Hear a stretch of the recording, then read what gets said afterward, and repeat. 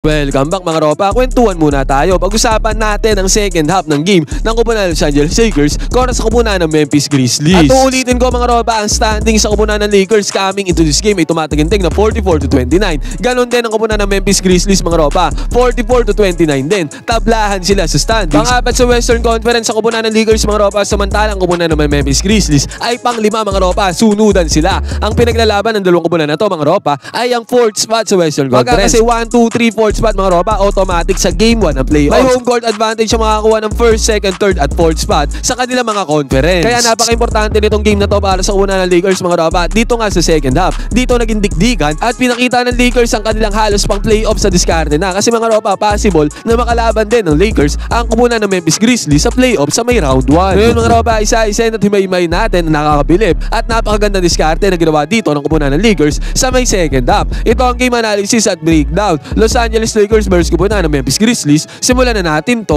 Okay, game. Ngayon mga ropa, dito na tayo magsimula sa may third quarter. 6 na minuto natitira ang mahigit dito sa may third quarter. 84-80 ang score dito. 4 na puntos ang kalamangan dito ng kupunan ng Lakers. Actually mga ropa, umabot pa nga sa 20 points ang kalamangan dito ng kupunan ng Lakers. Pero nahabol sila dito ng kupunan ng Memphis Grizzlies. At sa play dito ng kupunan ng Lakers mga ropa, Luka Doncic siya may hawak ng bola dito. At sinatan siya ng high screen dito ni Dorian Finney-Smith. Ngayon mga ropa, kung pinanood nyo ang buo tong game na to, gantong gameplays ang ginagawa ng Lakers throughout this game. Pine-penetrate nila yung depensa ng kupunan ng Memphis Grizzlies mga ropa. Drive and kick gameplay ginagawa dito ng kupunan ng Lakers throughout this game. Majority mga ropa, paulit-ulit na ganito. Na-attract nga ni Luka Doncic dito ang depensa ng kupunan ng Memphis. Sabay kick niya ng bola sa may left side court 3-pointer. Pasok naman ang tirada dito ni Reggie Mura mga ropa sa may 3-point area. Basket dyan para sa kupunan ng Lakers. At ito pa mga ropa, again, tingnan ulit natin. I-rewind natin itong play na to. At set nga ng screen dyan si Dorian Finney-Smith mga ropa. Na-attract nga ni Luka Doncic dyan yung defender. Nag-pop naman si Dorian Finney-Smith dito sa may 3-point area. May option nga si Luka Doncic dito mga ropa. Naipasa kay Dorian Finney-Smith yung bola kasi open si Dorian Finney-Smith dito. Yan nga ang epekto mga ropa pag mayroon kang drive and kick play at the same time mayroon kang Luka Doncic sa team mo. At pagkatapos man ito mga ropa, si Scottie Pippen Jr. ang bumabantay dito kay Luka Doncic. Mas matangkad si Luka Doncic kay Scottie Pippen Jr. Kaya ang ginawa Luka Doncic dito mga ropa dito sa may ibabaw. Pinukulan niya ng harap-harapan na 3-pointer dito ang depensa ni Scottie Pippen Jr. Panis dito ang defense si Scottie Pippen Jr. Bas is good para kay Luka Doncic. Kaya sa pagkakataon na to mga ropa, agad-agaran 90-82 ang score. Lamang dito ang kupunan ng Lakers. Ngayon mga ropa, sa possession naman tayo ng kupunan ng Memphis Grizzlies. Sa pagkakataon na to mga ropa, good defense ang ginawa dito ng kupunan ng Lakers. Kitang-kita natin dito mga ropa na halos wala maging tira dito ang kupunan ng Memphis. Yun nga lang mga ropa, bago maubos ang 24-second shot clock, nagkaroon pa ng tira dito ang kupunan ng Memphis. Kaya sayang yung good defense ng kupunan ng Lakers dahil nakapagpundar dyan ng 2 points sa kupunan ng Memphis Grizzlies. Basket is good. At ito mga ropa, another one, sinabi ko nga sa inyo, kinarne ng kupunan ng Lakers ang kupunan ng Memphis Grizzlies. Sa kanilang drive and kick play, agad mga ropa, Luka Doncic siya may hawak ng bola dito. Sinatan siya ng screen dito ni Dorian Finney-Smith. Again mga ropa, inatake ni Luka Doncic ang depensa ng kupunan ng Memphis. Na-attract naman sila dyan ni Luka Doncic mga ropa. Pwede nga ring pick and pop play ito para kay Dorian Finney-Smith. Pero this time mga ropa, pinasa ni Luka Doncic yung bola kay Dorian Finney-Smith. Behind the back pass yan mga ropa. Ang gandang pass yan. Tendency out ko nito mga ropa. Open na open si Dorian Finney-Smith sa may 3-point area. Pinukul ni Dorian Finney-Smith ang 3-pointer na yan. Basket is good yan para kay Dorian Finney-Smith. Kaya dahil dyan mga ropa, 93-84 ang score dito, lamang ng 9 points sa kupunan ng Lakers. Sa pagkakataon na to mga ropa,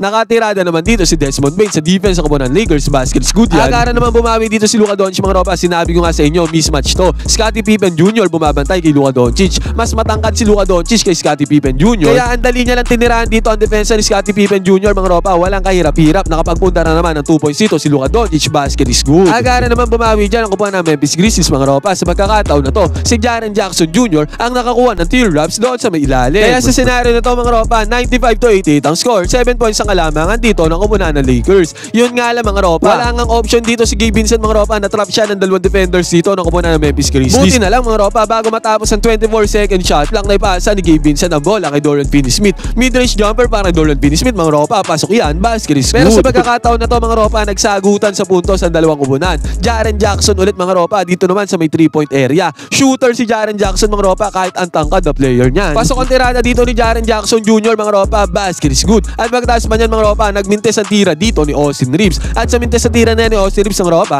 nakapitalize yan ang kupunan ng Memphis Grizzlies. Nakakuha sila ng fast break dito, napadali ang kalang trabaho, basket is good. Sa pagkakataon nga na to mga ropa, nagkaroon pa ng run ang kupunan ng Memphis Grizzlies bago matapos ang third quarter na to. Nakakuha pa ng good defense dito ang kupunan ng Memphis Grizzlies mga ropa. Dahil dyan sa good defense na yan, pinanis pa ni Ja Morant dito ang transition defense na ginawa ni LeBron James. At dahil dyan mga ropa, naging 102-99 na score. 3 puntos lang ang naging baon ng kalamangan ng kupunan ng Lakers pagpasok ng fourth quarter. Sabi ko nga sa inyo mga ropa, medyo nahirapan talaga ang kupunan ng Lakers kontra sa kupunan ng Memphis Grizzlies. Dikdikan ang laban na to. Dito naman sa fourth quarter mga ropa, maagang nakascore dito ang kupunan ng Memphis Grizzlies. Kaya makikita natin dito mga ropa, 103-102 ang score. Lamang na dito ang kupunan ng Memphis. Buti na lang mga ropa, nakakuha ng good defense dito si Austin Reeves. At dyan sa good defense mga ropa, na-foul siya doon sa may transition offense, sa may fast break. Free throw si Austin Reeves mga ropa, pareho naman pumasok yon. 104-103 ang score dito, lamang ang kupunan ng Lakers. Naging roller coaster ride nga itong fourth quarter nito mga ropa, sobrang ganda ng laban. Sa pagkakataon na to mga ropa, Jaren Jackson naman ang umatake sa depensa ng kupunan ng Lakers. 1-on-1 lang yan mga ropa, walang help defense sa binigay dyan ng kupunan ng Lakers.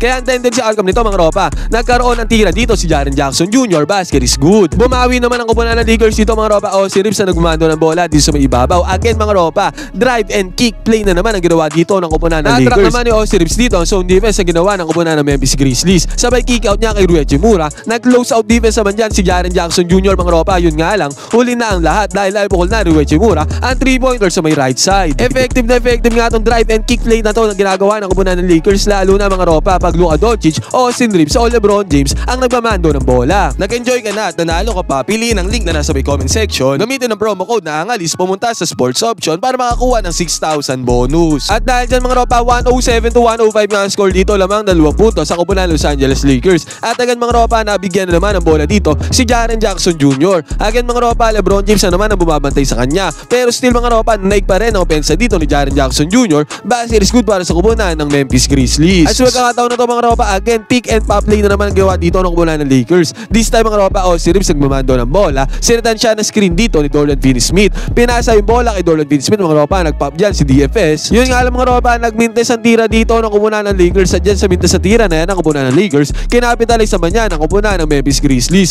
Nakakuha ng 2 points sa kabila si Ja Morant. At pagkatapos pa nito mga ropa, dalawang magkasunod na mintes ang ginawa dito ng kupunan ng Lakers. This time naman mga ropa sa may left side corner 3-pointer. At again mga ropa, dahil sa mintes na yan, nakapuntos dyan ang kupunan ng Memphis Grizzlies. Sa pagkakataon na to mga ropa, nagmintes ang tira dito ni Ja Morant. Pero ang putback mga ropa, napasa kamay dito ni Zach Edey. Basket is good. Kaya ang tendency outcome nito mga ropa, 111-107 na ang score. Lamang na dito ng 4 points ang kupunan ng Memphis Grizzlies. Nahabol na nila ang kupunan ng Lakers, lumamang pa sila. Buti na lang mga ropa, si LeBron James binasag ang kanyang katahimikan dito. Nakakuha siya ng mid-range jumper mga ropa, pumasok yan. Basket is good. At pagkatapos pa niyan mga ropa, nakakuha pa ng steal dito si LBJ. Pero sa steal na to mga ropa, na steal back din yan ang kupunan ng Memphis Grizzlies. Kaya wala din nangyari. Buti na lang mga ropa, sa possession na to ng kupunan ng Memphis Grizzlies mga ropa sa may transition offense. Pumukol ang 3-pointer dito ang kupunan ng Memphis. Pero nagmintes yan mga ropa. At sa mintes sa tirada na yan ang kupunan ng Memphis Grizzlies mga ropa, nagkaroon opportunity dito ang kupunan ng Lakers para mag-pass break. Naiwan si LeBron James doon sa kabilang banda mga ropa. Walang resistance, walang depensa dyan ang kupunan ng Memphis. Easy 2 points na nagawa dyan ni LeBron James. Basket is good.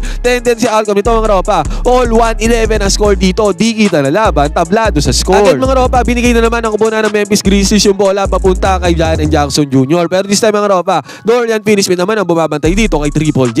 Yun nga lang mga ropa, mintes ang tira dito ni Jaren Jackson Jr. Finally mga ropa, nagmintes dito si Jaren Jackson Jr. Kaya ang nangyari dito mga ropa, bola ng kupunan ng Lakers. At ang specialty ni Luka Doncic mga ropa, nakakuha siya ng foul dito. Dahil dyan sa foul na yan, nakakuha ng 2 free throw si Luka Doncic, parehong pumasok yun. At sa pagkakataon na to mga ropa, sabi ko nga sa inyo, sagutan lang sa opensa ang dalawang kupunan. This time naman mga ropa, Santi Albama. Puro 1-on-1 plays nga ang ginawa dito ng kupunan ng Memphis Grizzlies mga ropa. Pinalis si Santi Albama ang depensa dito ni Luka Doncic mga ropa, kaya ang tendency outcome nito, all 113 pa rin ang score mga ropa. Nalalapit na ang crunch time. Buti na lang mga ropa, nakasagot ng puntos dito ang kupunan ng Lakers. Luka Doncic siya mayroong na bola dito mga ropa, wala nang play to. 1-on-1 lang to mga ropa, favorite naman ni Luka Doncic yan. Mid-range jumper Luka Doncic mga ropa, pumasok ang tirada niya dito, basket is good. At sa kabilang banda mga ropa, sa wakas, buti na lang nagmintes ang tira dito ng kupunan ng Memphis Grizzlies. Mintes ang tirada, ang timplada dito ni Desmond Bane Jr. mga ropa sa may left side baseline. Dahil mintes ang tirada dyan ni Desmond Bane mga ropa, again, bola dito ng kupunan ng Lakers. Nakapitalize naman ng Lakers ang pagmintes ni Desmond Bane mga ropa sa pagkakataon na to.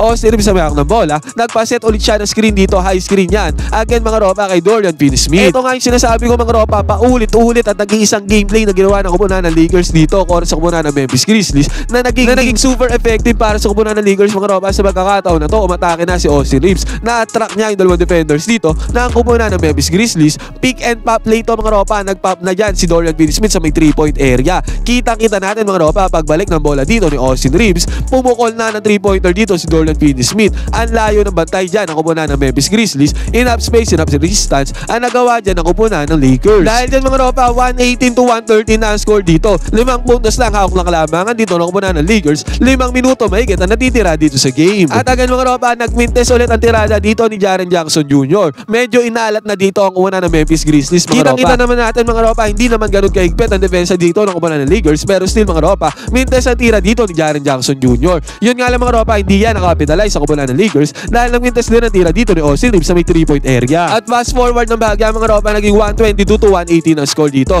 Possession ng kupunan ng Lakers. Nagmintes ang tira dito ng kupunan ng Lakers mga ropa, pero grabe si Austin Reeves. Nakuha pa niya yung offensive rebound dito mga ropa, at sa offensive rebound na yan, na-foul pa si Austin Reeves. Penalty na ang kupunan ng Memphis Grizzlies. 2 free throws dito para kay Austin Reeves. Pareho niya naman napasok yung mga ropa dahil dyan. Naging 124 to 118 ang score dito. 6 points sa kalamangan ng kupunan ng Lakers. Sa pagkakataon na ito mga ropa, nag-turnover pa ang kupunan ng Lakers, at sa turnover na yan, nakapitalize siya ng kupunan ng Memphis Grizzlies. 2 points sa kalalabundar dyan mga ropa dahil dyan, nagdikitan ba ang laban bago matapos ang game. 124 to 120 ang score dito. 4 points lang hawak ng kalamangan dito ng kupunan ng Lakers. Buti na lang mga ropa sa possession na to ng kupunan ng Lakers. Nakapag-alley play dito si LBJ at si Rui Hachimura. 2 points agad ang nagawa dyan ng kupunan ng Lakers mga ropa. Pick and roll play yan ni Austin Reeves at LeBron James ang ropa, sa may pasa ni LeBron James sa punta kay Rui Hachimura. Ang gandang gameplay to mga ropa. Basket is good para kay Rui Hachimura. Susubok sana ng 3-pointer dito si Ja Morant mga ropa. Wala ng play to. 1-on-1 lang. Isolation. Yun nga lang mga ropa. Good defense din ang ginawa dito ng kupunan ng Lakers para magmintes si Ja Morant sa may 3-point area. At ang naging icing sa cake dito para sa kupunan ng Lakers mga ropa, itong pick and roll gameplay na to na ginawa ni LeBron James at the same time ni Austin Reeves. Pumat na si Austin Reeves maunta sa may gitna mga ropa, sabay teardrops, na foul pa siya dyan ng kupunan ng Memphis Grizzlies mga ropa. Pasok na ang tirada dito ni Austin Reeves ang ropa, na foul pa siya dyan, isang free throw. Tendency outcome niya naging 129 to 120. At ang nangyari nga dito mga ropa, eventually nag-fouling game na dyan ang kupunan ng Memphis Grizzlies at nanalo na ang kupunan ng Lakers 134 to 127 natapos ang game na to. 7 points na naging kalamangan dito ng kupunan ng Lakers mga ropa, at panalo sila ako sa 5th spot sa Western Conference na possible nilang makalaban sa round 1 ng playoffs. Ngayon mga ropa, ano masasabi nyo sa gameplay na nagpapanalo dito ako sa kupunan ng Lakers? Grabe ang pasensya na ginawa dito ng kupunan ng Lakers para hindi sila mahabol ang kupunan ng Memphis Grizzlies doon sa dulo. Ngayon mga ropa, pwede kayo mag-comment dyan sa baba ng opinion. Huwag kayo mahihiya, magkwentuhan tayo.